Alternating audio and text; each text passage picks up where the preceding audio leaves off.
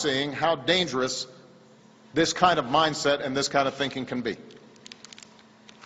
We're starting to see where this kind of rhetoric and loose talk and sloppiness about who exactly we're fighting,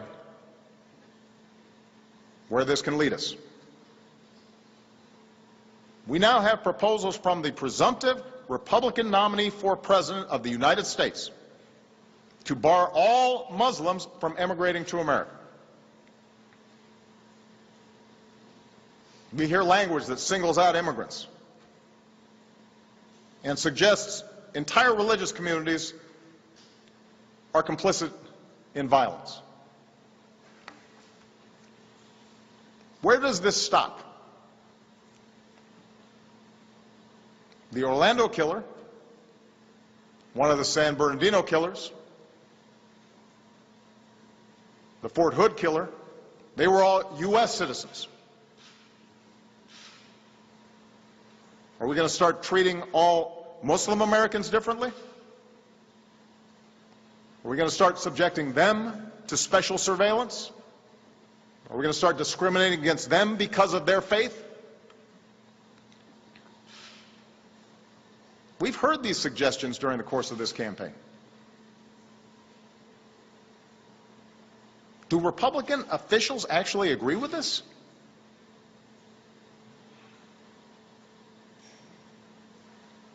Because that's not the America we want. It doesn't reflect our democratic ideals. It won't make us more safe, it will make us less safe, fueling ISIL's notion that the West hates Muslims, making young Muslims in this country and around the world feel like no matter what they do, they're going to be under suspicion. Attack.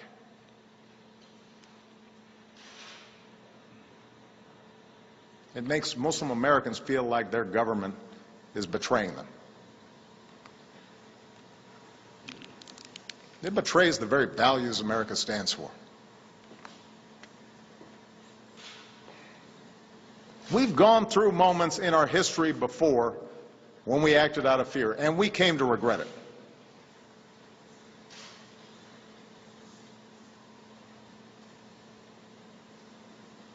We've seen our government mistreat our fellow citizens. And it has been a shameful part of our history. This is a country founded on basic freedoms, including freedom of religion. We don't have religious tests here. Our founders, our Constitution, our Bill of Rights are clear about that. And if we ever abandon those values, we would not only make it a lot easier to radicalize people here and around the world, but we would have betrayed the very things we are trying to protect. The pluralism and the openness, our rule of law, our civil liberties, the very things that make this country great, the very things that make us exceptional. And then the terrorists would have won. And we cannot let that happen. I will not let that happen.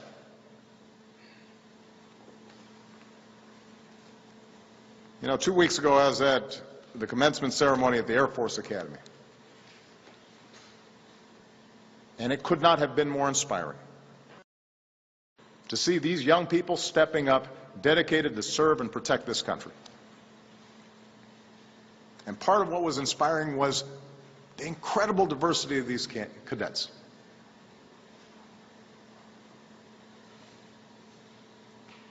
We saw cadets who are straight applauding classmates who are openly gay. We saw cadets born here in America applauding classmates who were immigrants and loved this country so much they decided they wanted to be part of our armed forces.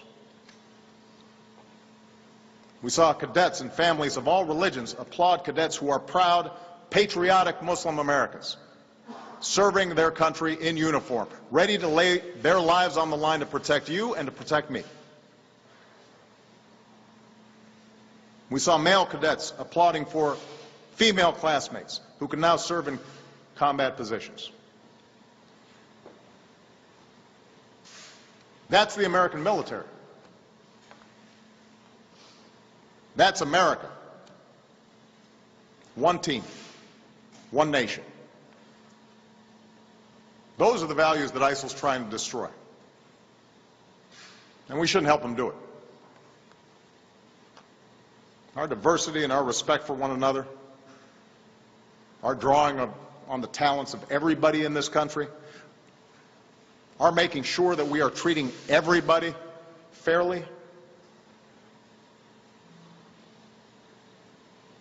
that we're not judging people on the basis of what faith they are, or what race they are, or what ethnicity they are, or what their sexual orientation is.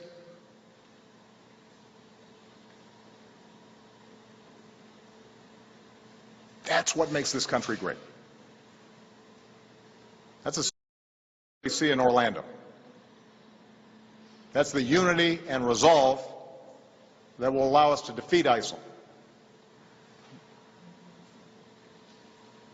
That's what will preserve our values and our ideals that define us as Americans.